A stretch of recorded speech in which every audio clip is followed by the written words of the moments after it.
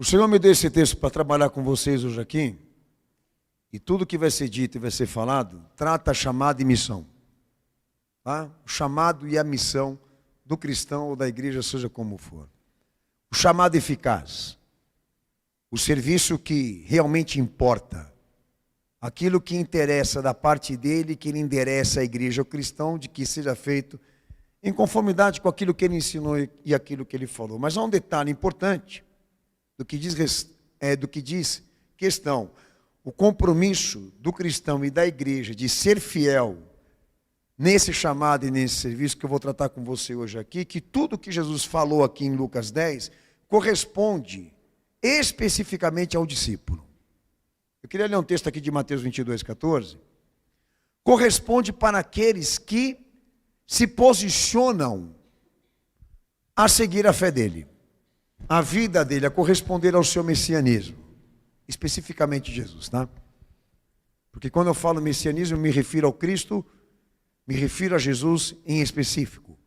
Então, todas as orientações que estão aqui, nesta pregação que o Senhor se direcionou a doutrinar e a falar, é diretamente para o discípulo, é diretamente para a igreja que ele estava formando. O irmão vai ler o texto que já acompanha para mim, por favor.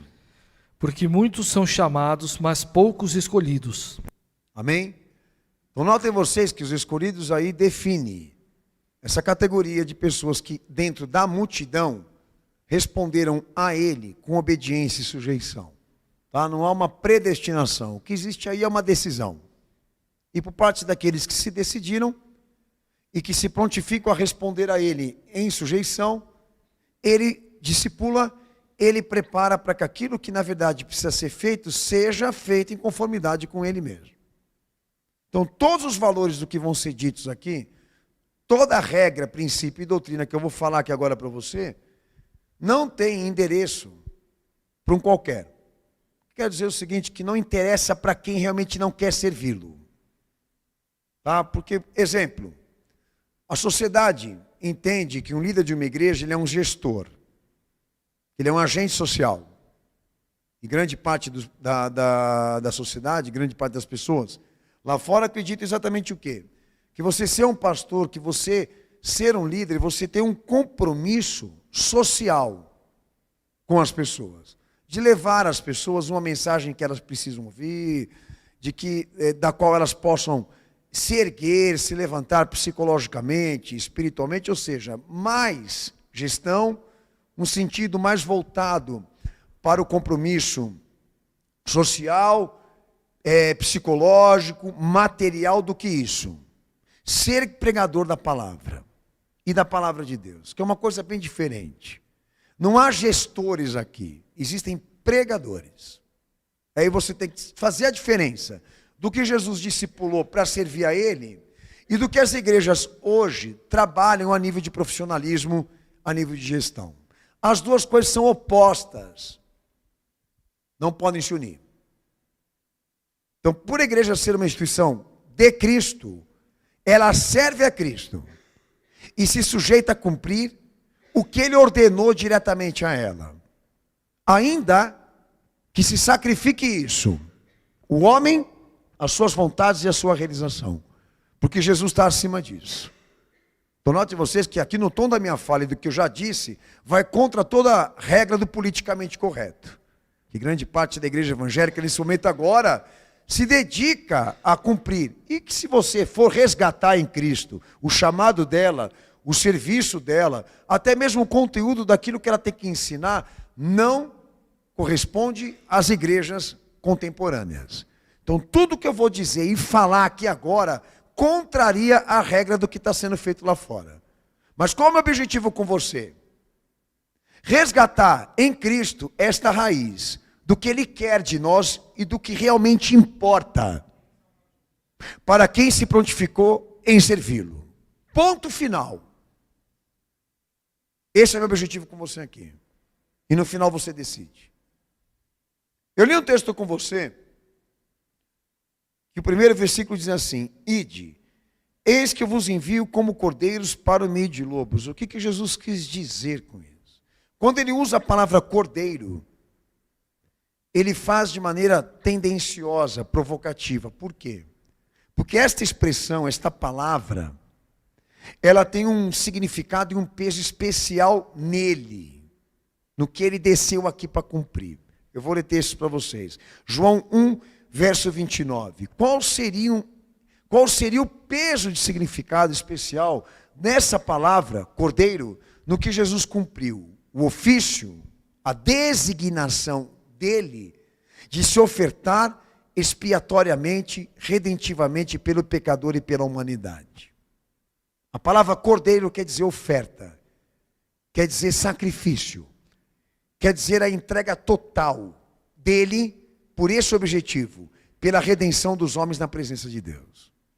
Então ele está citando um chamado dele, uma designação dele, uma responsabilidade messiânica dele, para endereçar a cada discípulo. O que ele quer dizer com isso? Então, quando ele usa a palavra cordeiro para os discípulos, ele está invocando prerrogativa. Primeiro detalhe importante desse versículo que eu li com você. Ele está deixando claro para aqueles homens que se prontificarem em servi-lo e segui-lo, de que aquilo que se cumpriu nele seria destinado na missão que eles iriam cumprir. Que diremos que aquilo que se cumpriu em Jesus a nível de ofício, a nível de designação e responsabilidade, aqueles homens iriam representar e também ofertar por esse testemunho. Por isso eu digo invocação de prerrogativa. Porque Jesus está ali se colocando como modelo, como fundamento de inspiração, de sistema, de método, de princípio, do que esses homens iam fazer em campo, em serviço. Por isso ele está definindo que cada homem que se prontificou em segui-lo e servi-lo, também seria um cordeiro. Está muito claro. Essa invocação de prerrogativa, que eu estou me referindo aqui, de Jesus destinar àqueles homens o mesmo ofício, a mesma designação em representá-lo, Jesus está deixando claro o seguinte, que todos aqueles homens seriam sua propriedade. Eles passariam a ser propriedades de Cristo. E para considerar que esses homens eram servos de Cristo, eles tinham que estar debaixo da prerrogativa dele, da vontade dele, da ordenança dele, do testemunho e do exemplo dele. Senhores, não existe missão, não existe chamado para quem não tem sujeição a Cristo. Quando o pastor fala uso de prerrogativa, quer dizer o quê? Que todos aqueles que agora, na ausência dele, se prontifiquem em servi-lo, como também segui-lo, devem fazer da forma como ele fez e pediu. Porque ele está exigindo aqui o quê? A incorporação disso. Então, uma coisa muito simples de você entender, porque quando Jesus ele se ausenta pela ressurreição, e aí surge a primeira igreja, todos aqueles que entraram dentro da primeira igreja, eles foram isso que eu estou falando aqui. O uso da prerrogativa do que ele cumpriu, e também o testemunho disso, de que todos ali eram propriedades exclusivas de Cristo. A igreja era uma instituição que existia por ele e para servi-lo. O primeiro modelo da igreja, ela me traz esse testemunho. Já as demais não. Mas aquela sim. Todos ali eram cordeiros. Entre lobos. Dentro do sistema. Porque representavam isso. Não só uma preservação do que Jesus foi em essência, não só um progresso daquilo que Jesus foi em vida, como também isso, a sua continuidade. Esse era o caráter daquela primeira igreja. De assumir a frente disso, de ser a continuidade, a preservação e o progresso de tudo aquilo que Jesus foi em pauta, em vida, em ofício, em ministério e em missão. Então nós não somos agentes públicos no que falamos nem no que tratamos. A igreja não é uma instituição qualquer. ela não pode ser uma instituição qualquer, muito mais do povo, quanto mais ainda do Estado.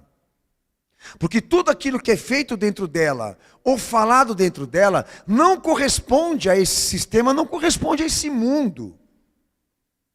E detalhe, se for igual, alguma coisa está errada aqui entre nós.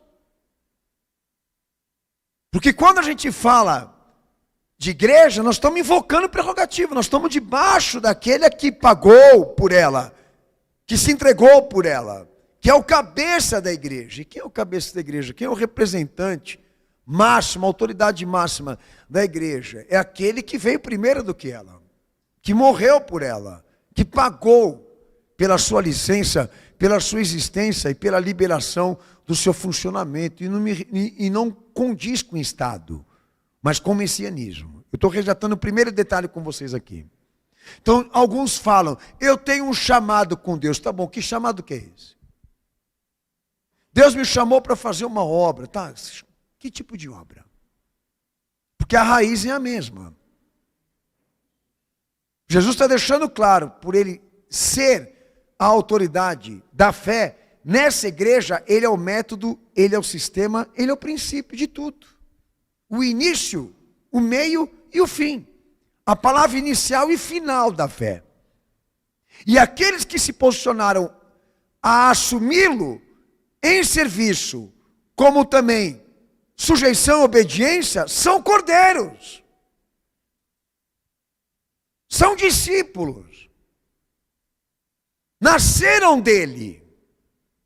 Foram regenerados por ele. E existem por ele.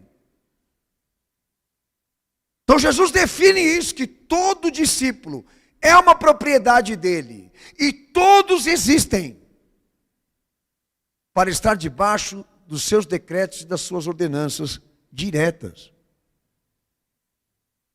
Então isso não pode ser violado por nenhum de nós. Isso não pode ser de maneira nenhuma rejeitado. Sequer revogado. Quem que vai revogar esse negócio? Quem está com moral aqui para revogar de Cristo um de seus decretos, um de suas ordenanças diretas? Ninguém tem moral aqui para querer dar baixa nisso. De coisas que ele desceu aqui e falou. Porque o veredito já foi dado.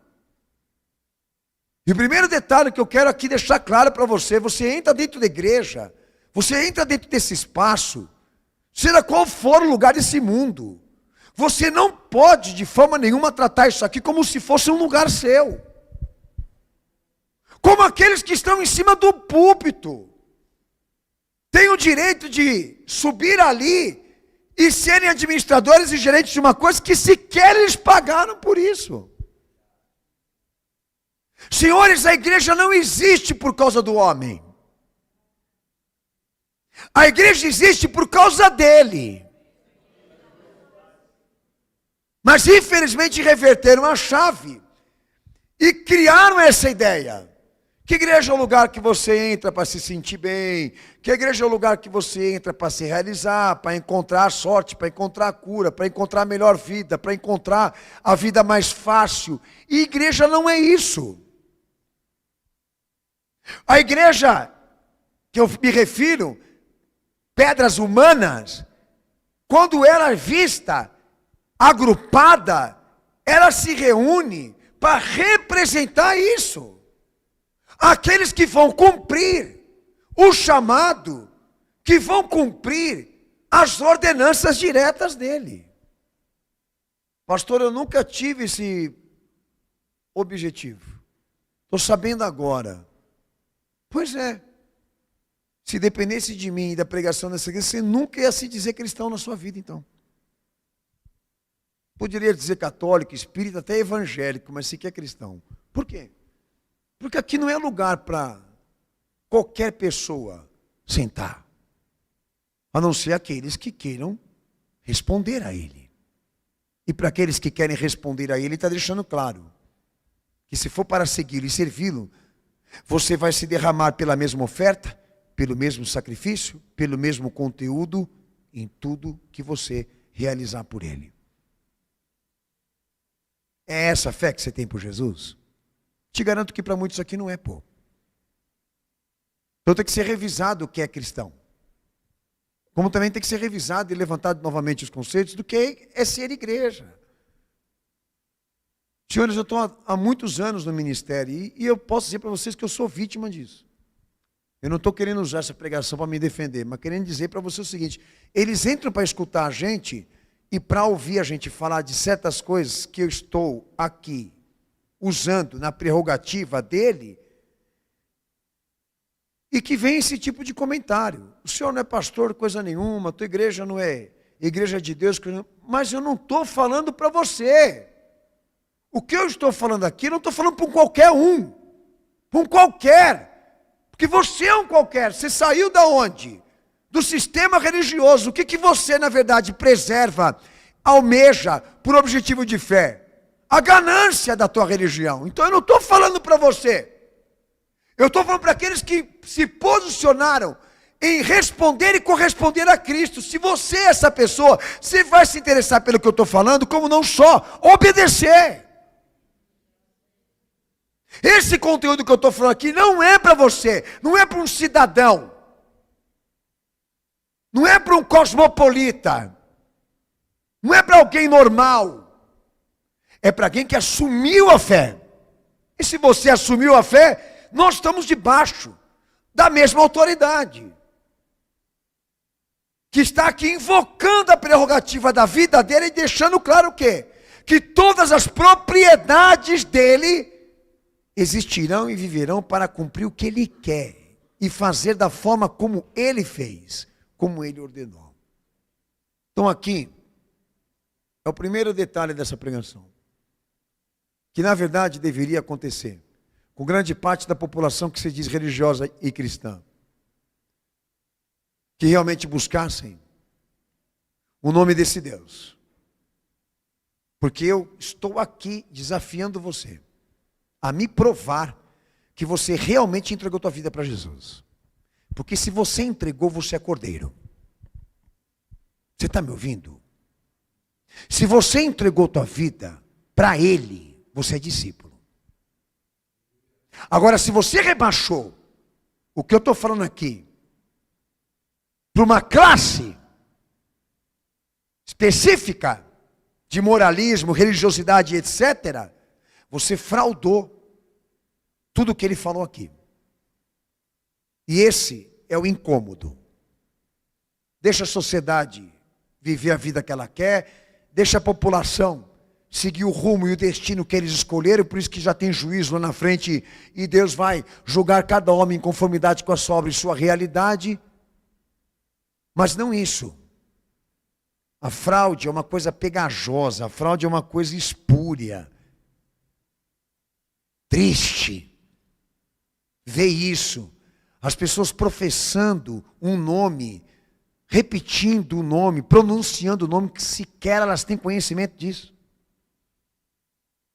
Até mesmo, como falei aqui, de pessoas que se prontificam a falar de Jesus, falam até de evangelho, mas não sabem do que estão falando. Sequer conseguem ter discernimento daquilo que estão dizendo. Por isso, mais voltados a uma gestão, a um profissionalismo religioso, de atender a demanda de uma sociedade desesperada por solução de vida, do que isso, de que ser cordeiro entre os lobos. Porque o teu chamado é esse aqui. Se o que você leva é a fé verdadeira.